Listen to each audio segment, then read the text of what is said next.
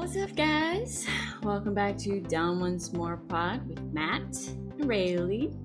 And we are doing a special episode this week. We're going to be reviewing the musical called Heathers the Musical. And this is one that Matt recommended for us to watch and to review. I had never seen it before until now. And I know, but truth be told, there are probably a lot of musicals that you know about that I don't. And I'm a little ashamed to mention that, but it's probably true. Yeah.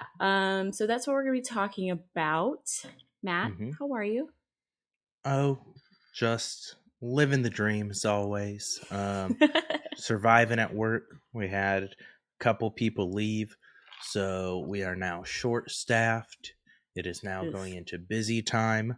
I am still somewhat new and learning everything, and now I'm taking on the workload of an entire other person. So Fun times. Just surviving, not necessarily thriving, but we're here. We're making it. How about you? How are things for you? I'm splendid. I'm freezing right now.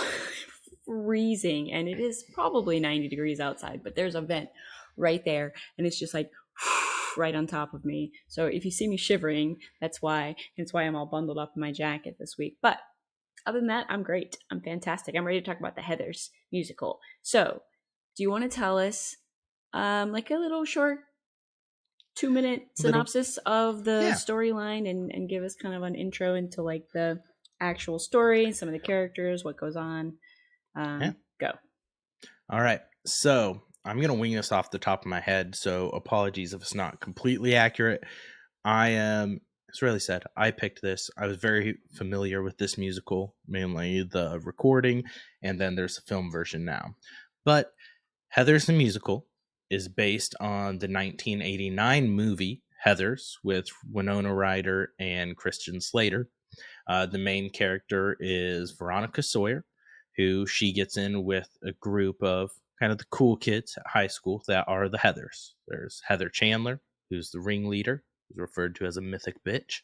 And there is Heather Duke and Heather McNamara.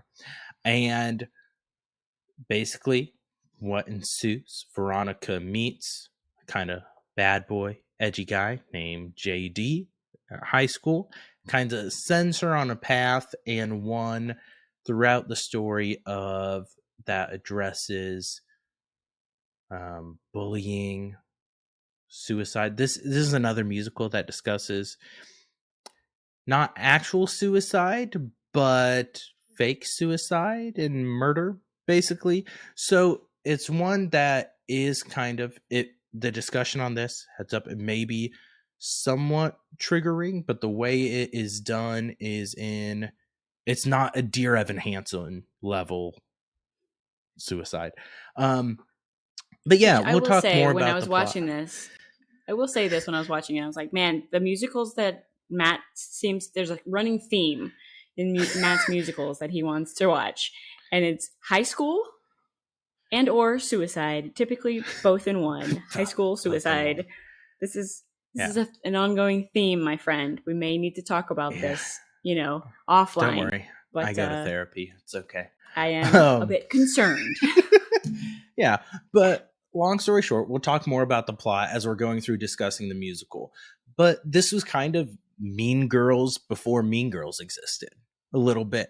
If an outsider comes in, it's grouped with the girls, so it gives Mean Girl vibes. And so, yeah. Rayleigh, I want to get your thoughts on the musical first, and then I've got all sorts of fun facts about the history of the musical itself, transition, and thoughts about this filmed version. Was filmed it's new. It was just filmed in 2022 at the Other Palace in the UK.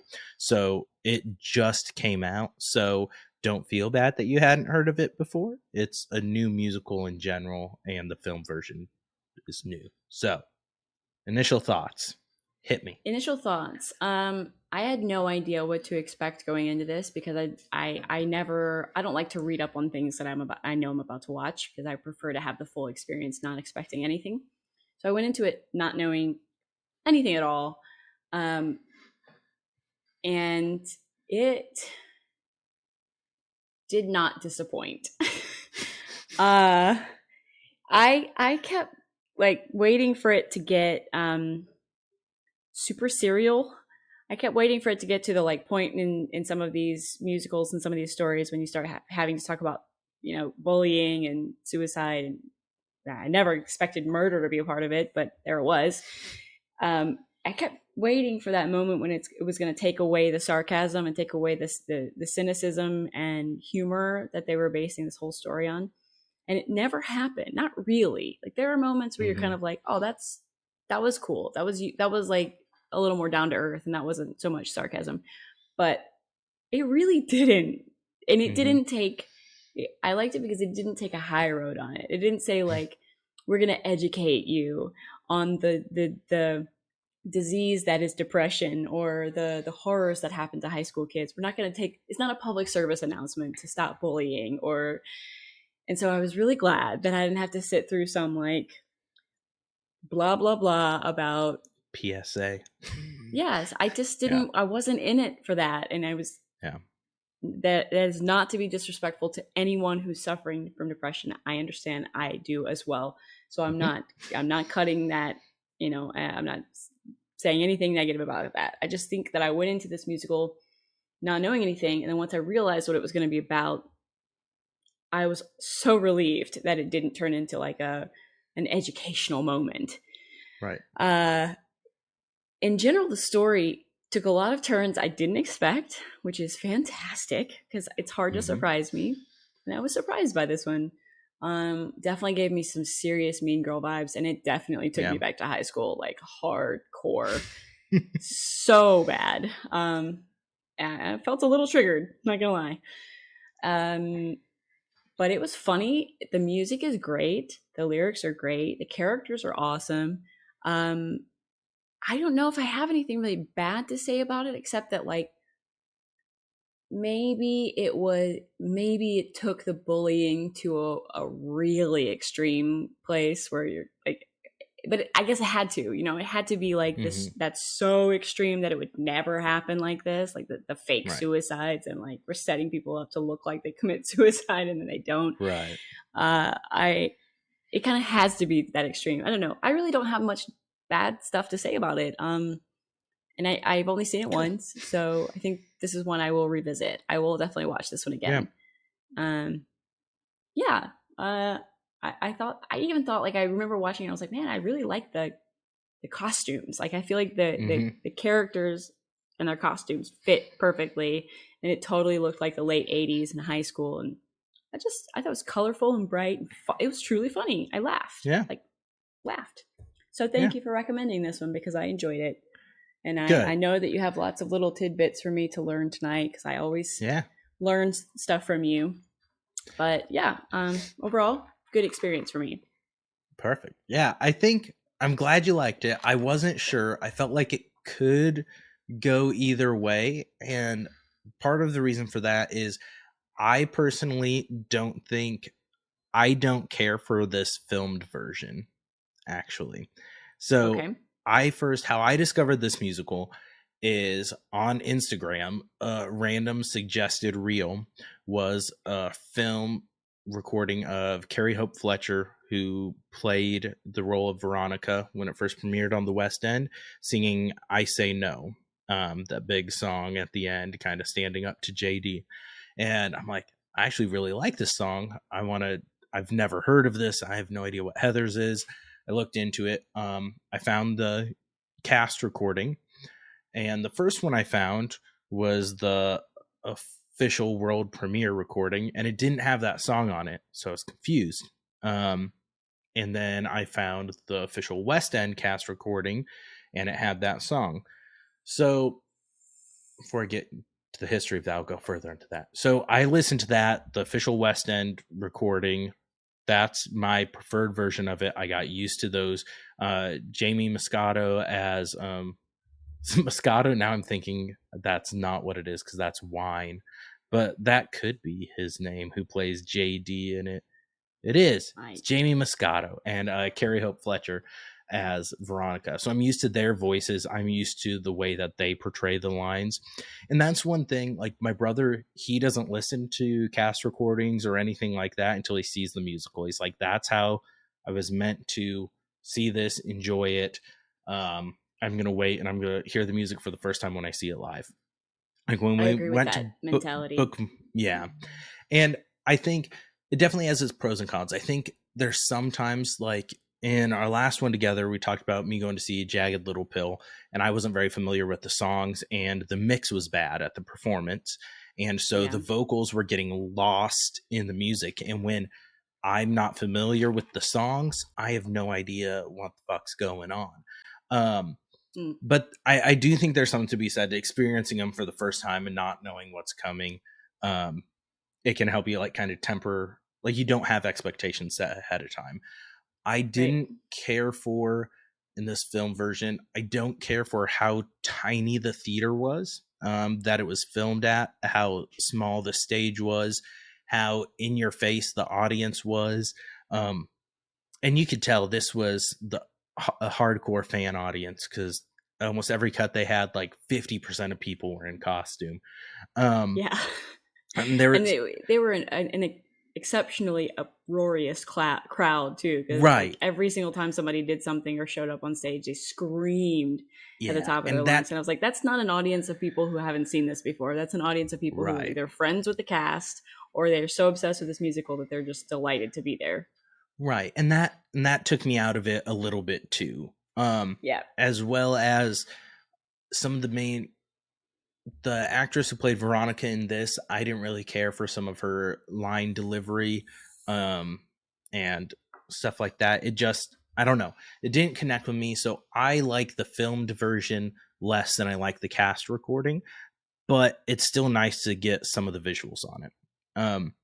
So history lesson time on this musical. This is the musical I actually have the most fun facts and tidbits about, just because I only had the cast recording for a while. So then I was trying to deep dive and find out more about the story.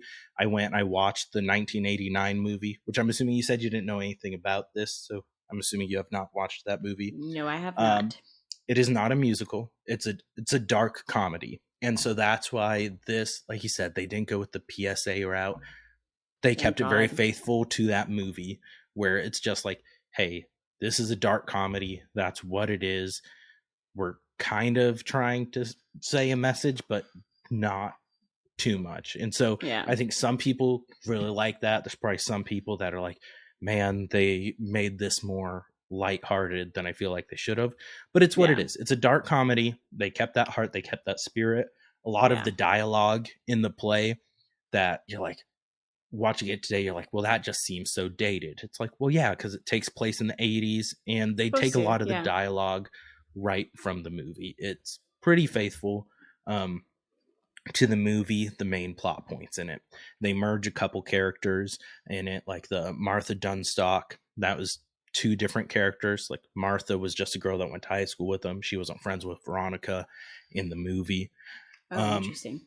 yeah, and so this musical, they first started 2009 is when it had its first workshop, and Kristen Bell was Veronica in the first workshop that Oh, they did.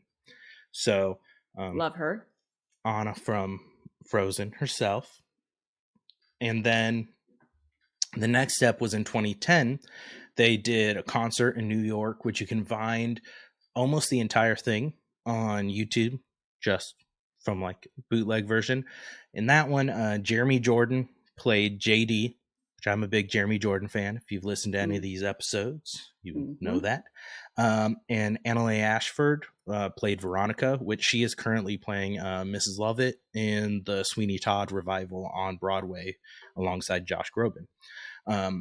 So then there was also a 2013 concert in LA, and then the musical premiered off Broadway in 2014. It's actually never been had an actual Broadway run.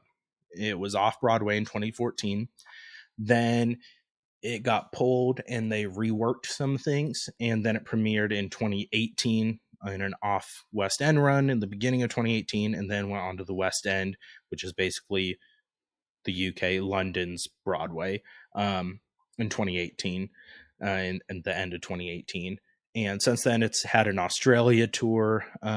It's back on a UK tour right now, but it hasn't come back to the US since that original run in 2014. And on that run, Barrett Wilbur Reed played Veronica, and she played the role of Janice in the Mean Girls musical when it first premiered on Broadway. So he's well known in high school Broadway plays. And so some of the biggest changes, talk about what they made from it. So I mentioned it before, the I Say No song was added, which I think is a fantastic addition. It's one of my favorite songs from this performance.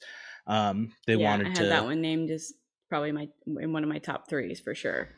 Yeah. And I think it's important. It shows Veronica kind of standing up to JD, and gives her more power in the situation, when she has some at the end, but it makes it more forceful instead of just a conversation. It's always nice to hammer the point home with a song. The other big changes, there are some minor lyric changes when things get reworked. Like in Big Fun, they're talking about getting stoned a lot more in the original version. They don't on here. But the main one was the song when she is at the cow pasture with Ram and Kurt, the two, after Heather Chandler's dead, Heather McNamara, Heather Duke, they call Veronica out there basically to be sacrificial lamb, to be cornered by Kurt and Ram so they can get away. And so the song that then ensues is You're Welcome. It's the guys singing to her about basically how now that she's hot, she's lucky that they could get them. You're welcome. Come get your football star, all this stuff. And she stands up to him, and it's like her also singing to the camera, the Dear Diary kind of vignettes that she does throughout there, talking. That's the through line throughout it, is Veronica telling the story, kind of narrating to her diary, and just gives her more power, standing up to them in that instance. The original Broadway one, the song that was in that place was called Blue, and it is Kurt and Ram singing You Make Our Balls So Blue. They're hanging sadly. It's a lot more comical, and from a pure song point, I think that is the superior song than You're Welcome. I get why they wanted to change it and make it more, and like in that version of it, it's not as much Veronica's in as much danger as she is in this one, as not as threatening. And so there was some pushback of that, kind of making light of a serious situation like that, which is fair. And so that's why they reworked it into the You're Welcome one, where it kind of has the seriousness of the situation and Veronica taking control and defending herself and everything. So, and that led to the Blue reprise that was in the original one, where they're talking about there was Kurt and Ram start spreading the rumor that there was a big sword fight in Veronica's mouth, which is from the original movie. And they still throw some of those lyrics in the reprise in this version. And also the song Never Shut Up Again that Heather Duke sings when she's trying to take over for Heather Chandler after Heather's death. That was also new when it was reworked and premiered on the West End. She didn't have her own song before. So those are kind of the big changes that went along with that, and as the production grew and evolved. So yeah, there's your history lesson on Heathers. All right. Mm-hmm. Thank you for that. Yeah. Now I know all there is to know about Heathers the musical. That's right. That was basically reciting the entire Wikipedia for you. So don't have to do any research on my own. Not that I would have, but now I definitely don't have to. Yeah. But it's good. I felt like, okay, first of all, the name Heather is such a great choice because Heather just sounds like a bitch. I knew some Heathers in high school, And the name just fits really well because you don't really like, who do you know that's named Heather now? Do you know anybody today that's just like their name is Heather? No, unless it's the girl that I went to high school with, which I don't talk to because she was a bitch. I feel like Heather is one of those names that you don't hear anymore, but when you hear that name, you like think like, oh God, I do not want to deal with that bitch. Mm-hmm. So it was a perfect name for the characters, and they're pretty ruthless. I did get a little worried in the cow pasture scene. I thought like, I really hope that this is not going to be where this goes, because if this actually happens, they do actually attack her and she actually does get in some serious shit. Changes the vibe. Not gonna, it's not gonna make me happy. So I was really glad that she was able to kick their ass and leave, because I got worried there for a minute, but no. So basically, the story goes like, Heather's the main character, the main bitch, Heather Chandler, is her last name? Yes. She's like the ringleader. She's like the queen bee. And Veronica, quote unquote, accidentally poisons her. She goes to her house and brings her boyfriend along, and her boyfriend she's pouring her friend a drink, Heather a drink. And JD pours, I think it was like pipe cleaner or like Drano or something. Cleaner. Yep. That he pours into a cup, and she accidentally takes that cup up to Heather and kills her. I loved. But of course, what happens is that they had to forge a suicide note to look like, she was this girl in despair. She was so popular. She had so many friends, but everybody looked up to her. But on the inside, she was just this insecure, sad human.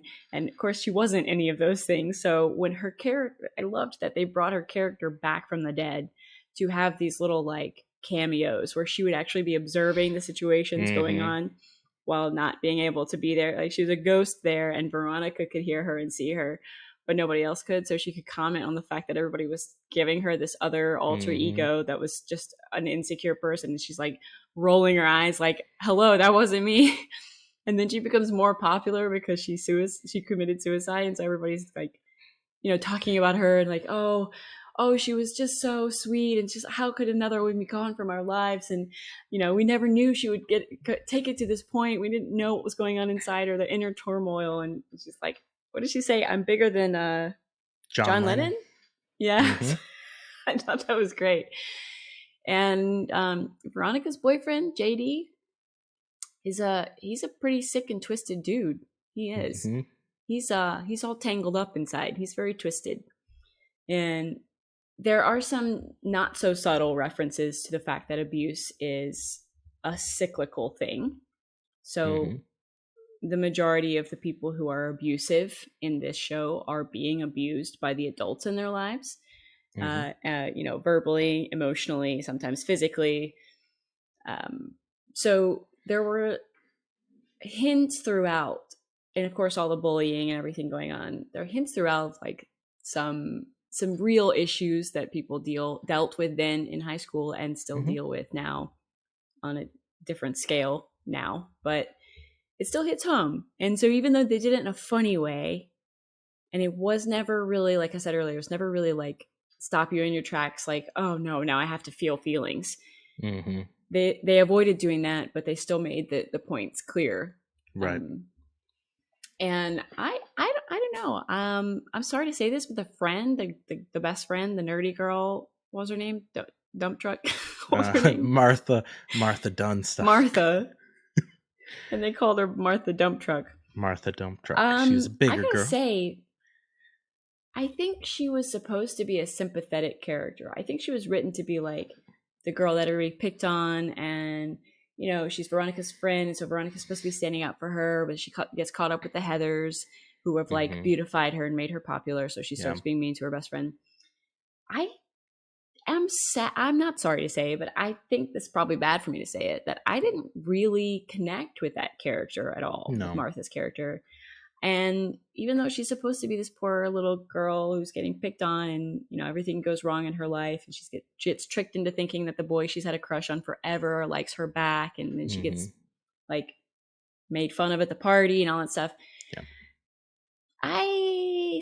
didn't really feel that bad for her, and that's bad because I think you're supposed to. But I guess maybe that just didn't connect with her. I don't know. So it was almost like I didn't feel like sorry you got bullied, but like I don't know. Is that bad? Is that bad that I didn't feel bad for her? No, I didn't really connect with that character either, and I think the writers of this, they're kind of towing the line between kind of not necessarily poking fun at this character, but they can't really decide. They never go full into wanting to make this a full sympathetic character. So kind of like we've discussed with the story, Heather Chandler really said they kill her. JD suggests using the drain cleaner. Heather drinks it. Then it kind of leads them on a tear to try to make things better at the high school. They help people fake their own suicide. So the two football players that are bullies, Kurt and Ram, they stage it like they were gay and they commit suicide because it was a disapproving world. They couldn't be themselves. And JD tells Veronica that they're not actually going to shoot them. They're using Iklug bullets, which the Germans used to fake their own suicide, which Iklug means it's lying in German, or it's a lie in German is what's roughly translated supposed to be like tranquilizer bullets, basically. Right. Yeah. And in the movie, the original movie, the 1989 one, JD's character, he asks her if she knows German before he tells her what they're called. So like another sign that he's making it up. But yeah, so then those guys get murdered by JD and Veronica, mainly JD. And Martha had a big crush on Ram, right? It was Ram, not Kurt. Yeah, it was Ram. And all her life, and then he kills her.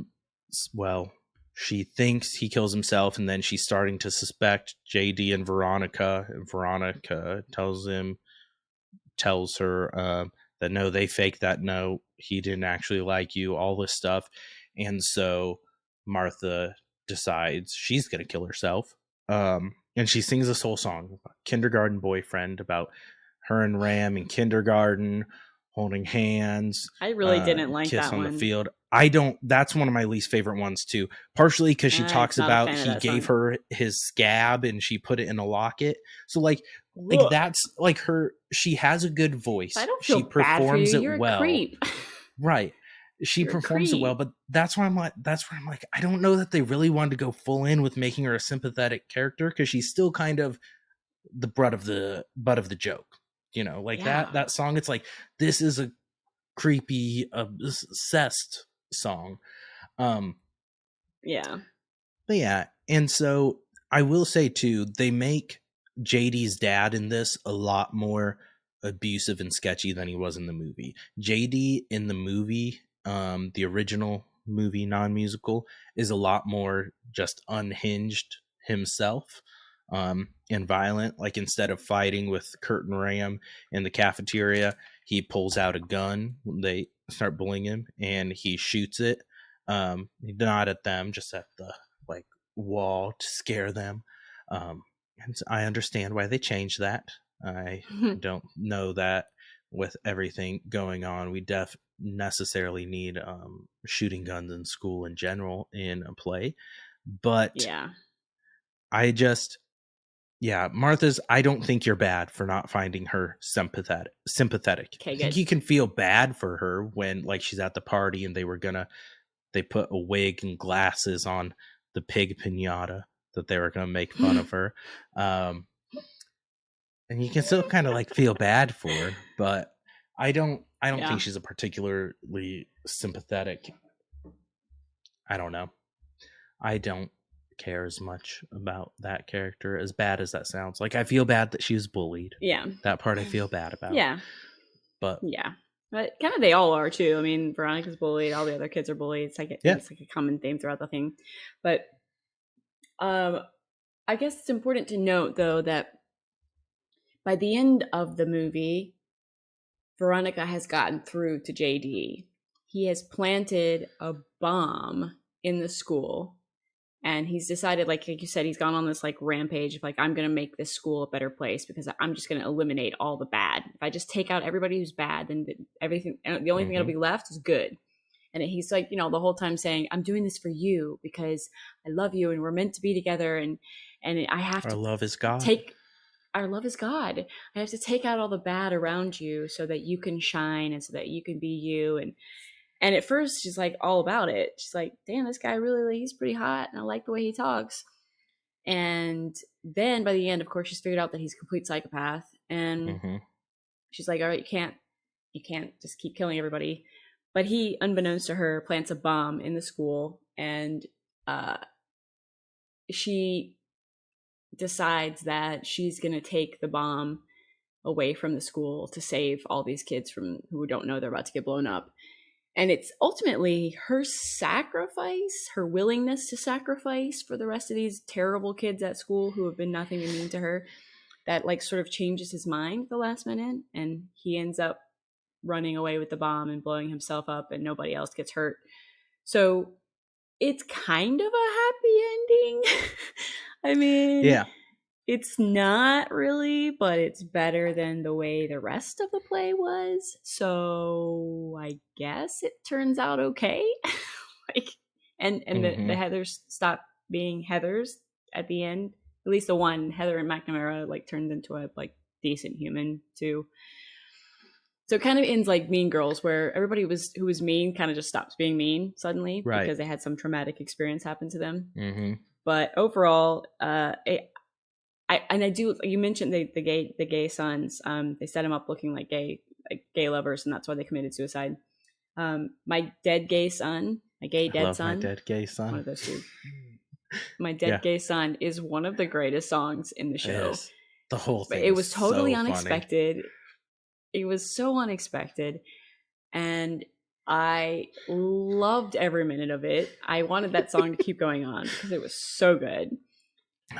I appreciated how ridiculous this was at times. It really was ridiculous. I guess it takes a lot for me to laugh out loud. It takes a lot for you to shock me, for you to surprise me. And this musical did both. It made me laugh and it did surprise me, like in a lot of ways.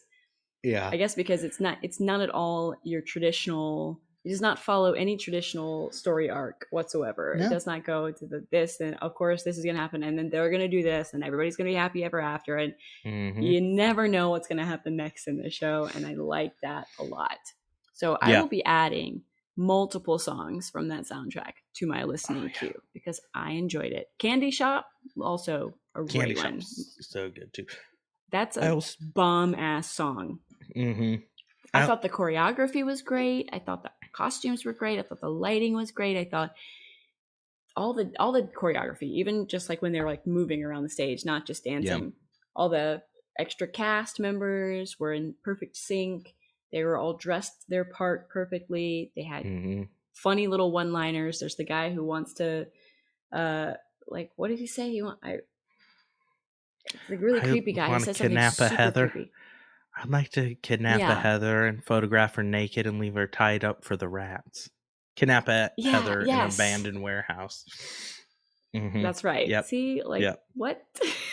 Yeah, so creepy. It's I do also, I really appreciate like the opening number and how this musical opens is with the song Beautiful. And I really appreciate a big opening establishing number in a musical.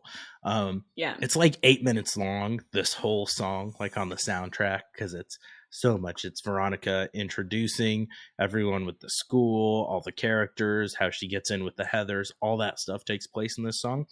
And I like when musicals do that. I like when they open up with establishing thing, like kind of similar to Hamilton with the Alexander Hamilton opening song that's establishing where he's been, where he's going, what's going on.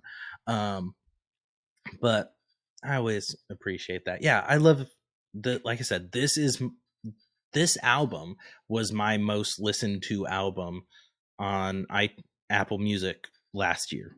Like I listened to this album more than any others, just because you kept harassing me about it before I ever watched it. You kept saying like, you gotta listen to this song, you gotta watch this video, you gotta see this, you gotta see this, you gotta listen to this. And of course, not knowing any of the context of the musical, I was like, it sounds like a fine song, but like I don't have any idea what they're talking about. Like they're talking about specific things in this play that I don't know anything about. But now that I've seen it, I go back and listen to the music and I'm like, okay, yes, this is really good. Yeah. Once you know what it's about, it's actually really good. Yeah. My top 3 are probably Freeze Your Brain, I Say No, and Meant to Be Yours. I love My Dead Gay Son is really, really good too. Like so it's the 2 dads at Kurt and Ram's funeral, and the one's like, man, I can't believe my son was a pansy, all this stuff going on. The one's like, wait just a minute, just standing up and goes on a whole thing, how he's seen gay animals, so God must be okay with it. Then he's like, there's a line where he's like, they swing upon the pearly gates and wear a pearly necklace. And I'm just like,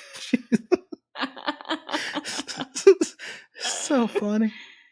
They end up being gay lovers themselves, which is hilarious. Yeah. An amazing twist that I loved it. I think my favorite songs were probably Dead Gay Son and Dead Girl Walking was one of my favorites. That's a good one, I like too. Dead Girl Walking when she crawls into the window. Yeah. And Candy Store. Candy Store, maybe 17. I liked 17 because it was one of the more emotional really ones. Too. They have really great voice. I haven't heard the soundtrack from the movie, or the other version of the soundtrack, but in the filmed version that I watched, their voices were great together. They had they made a good match. Melodically, they made a good match. Yeah, they do. So, everyone sounds really good together. This JD is a little less intense than the one on the musical recording. He's a lot more aggressive, and in my opinion, in a good way, especially on like the Meant to Be Yours one, he seems more like scary. And you talked about a little bit how the movie ends with Veronica being willing to like sacrifice herself with the bomb, and then JD taking it and basically sacrificing himself to save Veronica. One thing I don't like about this in general is then at that point, Veronica acts like regretful. Like, I get you don't want people to die, but it's like JD is a bad dude, and she's like, wait, hold on, not this way, and stuff, and singing with him. And I don't care for. I'm like, this guy was gonna murder everyone. It doesn't matter if his intentions were love, and like he's murdered multiple people already. Like, he's not a good dude. He's a fucked up dude. I don't like that they were kind of making it like almost sympathetic at the end. Like in the movie, it's very much her attitude at the end is like, no, fuck you, dude. And his mom is almost like he's trying to take her out too a little bit. It's kind of left a little ambiguous in the movie, but he's not doing it to save her. She was leaving, and he brought the bomb with him from the basement. She had like shot him. It's kind of like a, if I can't have you, no one can have you mentality. Like, if you're not going to be with me, I'm going to kill everyone, including you. And me. Yeah. And she's like, her attitude towards him, like I said, is a lot more just like, fuck you, dude. You're a freak, you're a psycho. And so I don't like that in the musical. Like the lines like, oh my God, wait, hold on, not this way. And then them singing Our Love Is God together right before he blows up. Just those extra lines of dialogue, you take those out, and I think it's better. But that's could just be me. But I don't know. Like I said, this is one of my favorites musicals in the soundtrack. I'm glad you enjoyed it. It's moved up on my list. I mean, it was nowhere on the list because I hadn't seen it. So it has made its way onto my list, and I will, like I said, I will be watching this one again. I will be revisiting this one when I need a laugh. But this is Rayleigh approved. I definitely recommend you watch it, give it a shot, and definitely let us know if there was something that we were supposed to talk about that we didn't, Or did you have anything else you want to talk about? I shouldn't cut you off like that. Maybe you had some other notes Oh that no, you wanted you're to bring fine. up. I don't have anything else, but Well, just a couple other things. If you've ever watched the show Riverdale, which is a CW show, in season 3 they did an episode where they put on the Heather's musical at the school, and so it has some of the songs from this in that. interesting. It's interesting how they do some of the arrangements because it was TV, so they change things, some of the lyrics to make them TV appropriate. That's some are just weird changes. And some of the people you can tell definitely aren't singers, but it's interesting. And then they also did on Paramount, the Paramount Network, a few years ago. I think it was 2018. It wasn't tied to the musical, but they did a Heather's, like reimagined modern Heather's TV series that I've been watching that, and it's interesting. But the musical is definitely my favorite iteration of Heather's. But the 1989 movie is interesting too. Recommend, like, Winona Ryder and Christian Slater are both really good in it. I'd recommend checking that out. Just to add some more context, and it's neat to see how they translated it into the musical. And stole some of the dialogue. Seeing if I had any really highlighted notes or lines on other things, but I don't. Oh, I do have one. In the Shine a Light song, where the guidance counselor is basically trying to make everything about her and a spotlight for her, this suicide and everything going on. And she calls out a member of the audience as Steve, that she's singing, that she's ending their affair. She faked her orgasms every time. That guy looks like Nick Offerman, who plays Ron Swanson in Parks and Rec. I'm like, this is Nick Offerman just chilling out here. He does. I didn't even think about that. But he did. He had a weird, like, weirdly familiar face. And I actually thought for a second, I was questioning myself, like, is he part of the gag? Like, is he there? Yeah, I don't. As this part, or is he just a random audience member? And you don't really know, but the way he reacts made me feel like he was just like a random dude. And he was just like, okay, I'm going to let this happen nervously to me right now. Smiling. But yeah, because he didn't do any like acting per se. So I didn't think that he was like, but it was so random. And there he was right there in front of her. So maybe they just picked the guy that's right in front of her every time they do the show. I don't know. But I thought that was funny. And I wanted to know if he was like part of the gag or if he was just a rando. Yeah. I don't know. But It was. I'm thinking rando. Yeah, I'm thinking, or maybe they knew him in the cast. Like you said, this is recorded. You could tell it was either like super fans or friends and family. Like people, friends and family, knew it. They loved it. So, and you could tell, like, in that the choreography, they all point flashlights at him, so they knew who they were going to target ahead of time. Whether he knew they were going to target him or not, it was known.